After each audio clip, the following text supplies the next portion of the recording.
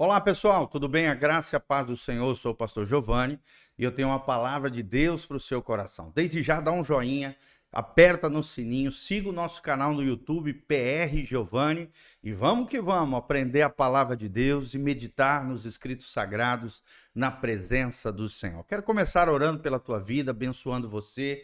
Que o Senhor te abençoe desde Sião, que o Senhor faça resplandecer o seu rosto sobre ti, que o Senhor derrame da sua paz, a paz que excede todo entendimento, sobre você, sobre a tua casa, sobre a tua família, que o Senhor te santifique em tudo, o teu corpo, a tua alma e o teu espírito, permaneçam íntegros e irrepreensíveis diante do Senhor até a vinda do Senhor. Que você tenha um ano de sucesso, de bênção, de prosperidade, de graça e glória, crescendo em maturidade e fé diante do Senhor, e que o Senhor abençoe você e a tua casa, em nome de Jesus. Amém e amém. Então vamos terminar hoje o capítulo 5 de 1 Timóteo. Estamos lendo juntos aqui toda a primeira epístola ou carta pastoral de Paulo a Timóteo. Estamos no versículo 23, no capítulo 5 de Paulo, de 1 Timóteo. De Paulo escrevendo ao seu filho na fé, Timóteo. Aqui é bem interessante, olha o que diz o texto. Não bebas mais água, Timóteo, mas usa de um pouco de vinho. Ou seja, não beba mais água só, diz o texto sagrado, mas usa de um pouco de vinho, provavelmente aqui um pouquinho de vinho na água, por causa do teu estômago e das tuas frequentes enfermidades. Ou seja, Paulo estava reconhecendo que provavelmente aqui, pelo que a gente compreende no contexto, Timóteo estava passando por problemas estomacais, né? Frequentes enfermidades, por causa do teu estômago. Então, provavelmente ele tinha um problema de gástrico ali, né? Um problema digestivo, do aparelho digestivo. E por isso Paulo indica um pouquinho de vinho como uma espécie de dosador, de remédio para aqueles problemas que ele estava tendo no estômago. Olha que interessante, um pouquinho de vinho, não era demais, né? Porque vinho demais cai no pecado da embriaguez, da bebedice, Deus é contra. Mas um pouquinho de vinho, e deixa entender aqui que um pouquinho de vinho e também bebendo água, tá? Então, era uma espécie de remédio da época para doenças gástricas, né? Doenças no estômago. E Paulo está reconhecendo que ele estava passando por isso frequentemente, frequentes enfermidades. Então, não há nada de errado você tomar uma medicação, um remédio, uma fórmula, seja de ordem, né, natural, através de elementos homeopáticos, medicina homeopática, que é da natureza, né, mais naturais. É até melhor do que esses que às vezes são feitos nos laboratórios. Aqui é uma prova cabal, bíblica, de que sim, a gente pode se medicar de forma correta, a fim de melhorar a nossa qualidade de vida, assim como Paulo fala a seu filho na fé, Timóteo. Ou seja, aqui nós vemos um apóstolo se preocupando, não apenas com a liderança do seu filho na fé, não apenas com a saúde emocional, mas ou espiritual também. É claro que a prioridade de um pai espiritual é cuidar da saúde espiritual dos seus filhos, mas também da saúde física. Por isso as nossas recomendações: cuide da sua alimentação. Lembre-se, o nosso corpo é templo do Espírito Santo. Cabe a nós cuidarmos da saúde, fazermos atividades físicas, pelo menos uma vez por ano, fazer os nossos exames, né, corriqueiros ali, preventivos. Ninguém vai fazer isso por você. Deus não faz isso por nós. Quem tem que fazer somos nós. E hoje, com o avanço da medicina, a idade avançou, né? A qualidade de vida melhorou e nós temos que cuidar da nossa saúde. Toma cuidado com o que você bebe. Toma cuidado com aquilo que você come. Tome cuidado, não viva uma vida mórbida, sedentária, né? Cuidado com a obesidade. A obesidade traz uma série de doenças juntamente com ela. Cuide da sua saúde. É o que Paulo está falando a Timóteo. Cuide da sua saúde. Aí vem o versículo 24. Os pecados de alguns homens são manifestos, precedendo o juízo, e em alguns manifestam-se depois. O que a Bíblia está dizendo? Que alguns pecados vão ser observados, vistos, vão vir à tona nessa vida terrena. São manifestos, ou seja, serão visíveis, vai acontecer, vai ser visto, todos verão. os escândalos, né, os problemas, os pecados, as coisas escondidas dos homens. E aqui na terra já receberão determinado juízo, né? É interessante isso. O crente, ele sofre juízo aqui nessa terra. Por quê? Porque não vai ter juízo depois. E a lei de Deus continua valendo. Aquilo que o homem semear, isso também colherá. Se nós temos semeado, mesmo sendo crentes, um erro ou outro, uma falha ou outra, nós colheremos o juízo de Deus, a disciplina de Deus, a correção, a varinha do Senhor aqui nessa vida.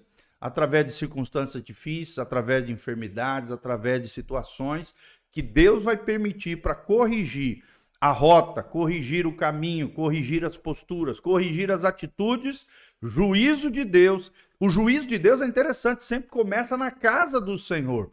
Não é lá fora, começa na casa de Deus, começa na casa do Senhor. E depois atinge também os ímpios. Mas é interessante que esse texto diz, olha, e em alguns manifesta-se depois. O juízo vai se manifestar depois. Tem gente que acha que vai passar por essa vida terrena sem receber a devida punição, né? Vai escapar do juízo de Deus. Vai escapar da punição do alto. Não, irmão. Todos serão julgados, quer nessa vida ou quer depois dessa vida, na eternidade, com Deus ou sem Deus, na salvação ou na condenação eterna. É claro que na salvação já não é juízo, né? A não ser lá o tribunal de Cristo, que é um juízo sobre as nossas obras, sobre aquilo que fizemos para a glória de Deus ou para a glória do eu, com recompensas ou sem recompensas, mas já estamos no céu, já fomos salvos, receberemos galardões e recompensas na medida em que fizemos com a motivação correta e para a glória de Deus. Mas haverá um juízo, grande juízo do trono branco, tribunal, o juízo final, né? O que a gente chama de juízo final, o que a Bíblia chama de grande juízo do trono branco, onde os livros serão abertos, as obras dos homens serão expostas. E aqueles que aparentemente passaram desapercebidos, fazendo coisas erradas aqui, achando que iam escapar do juízo de Deus, lá receberão a sua sentença eterna. E será ainda pior do que os juízos aqui da terra, sem dúvida nenhuma. Porque a Bíblia diz que no inferno haverá choro e ranger de dentes, haverá fogo inextinguível, haverá dor e sofrimento eterno, haverá chamas eternas. Ali o verme não morre, a chama não se apaga. Dor e sofrimento por toda a eternidade, na medida em que as transgressões foram feitas, os juízos de Deus serão estabelecidos sobre os condenados eternamente, aqueles que não se arrependeram dos seus pecados, aqueles que não reconheceram Jesus como Senhor e Salvador das suas vidas. Em alguns se manifestará depois o juízo, mas serão tratados. Os pecados que outrora estavam ocultos serão trazidos à luz. Perante todos os homens, é o que Jesus disse, não há nada que esteja oculto, que não há de ser revelado. Então, não fique com nada oculto, nada escondido, nada debaixo do tapete.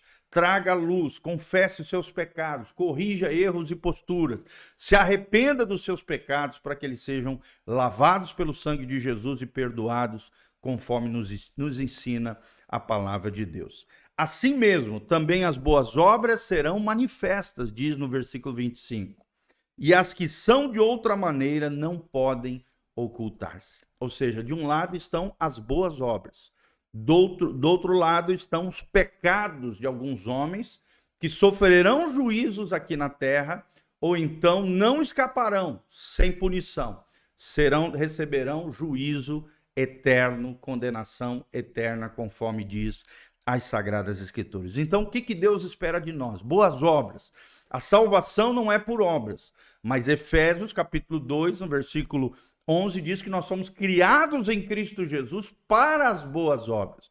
Tiago, a Bíblia diz, o que adianta você dizer que tem fé e não tem obras, né? Mostra-me a tua fé com boas obras. Ou seja, as boas obras não nos salvam, mas são sinais que autenticam a nossa salvação, que legitimam a nossa fé perante o Senhor e perante os homens. Hoje mesmo li Mateus 5, né?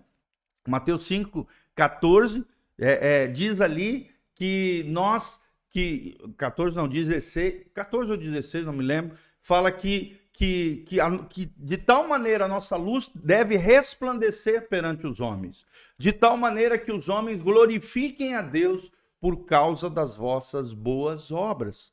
Então, na medida em que nós estamos fazendo boas obras, né, boas atitudes, testemunho fiel, palavras, né, corretas, atitudes corretas, posturas corretas, posicionamento ético, moral correto, íntegro, justo, honesto, segundo os princípios e valores de Deus, ajudarmos as pessoas, servirmos as pessoas, exercermos misericórdia e graça e, de alguma maneira, contribuirmos para a expansão do reino de Deus com o bom testemunho cristão.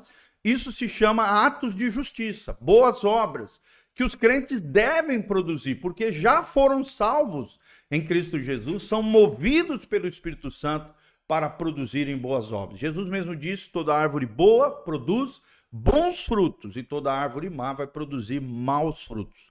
E quem produzir maus frutos sem se arrepender, são árvores más que serão cortadas pelo machado. Eis que o machado está posto, arrependei-vos, porque vos é chegado o reino dos céus. Toda árvore má que não produz bons frutos será cortada e lançada no fogo, e o fogo aqui é um símbolo da condenação eterna, tá bom? Então, lembre-se, não deixe nada oculto na sua vida. Se confessarmos os nossos pecados, ele é fiel e justo para nos perdoar de toda iniquidade. Se andarmos na luz, como ele, Jesus, na luz está, temos comunhão uns com os outros, e o sangue de Jesus, seu Filho, nos purifica de todo pecado. 1 João 1, 7 e versículo 7 e versículo 9, tá bom?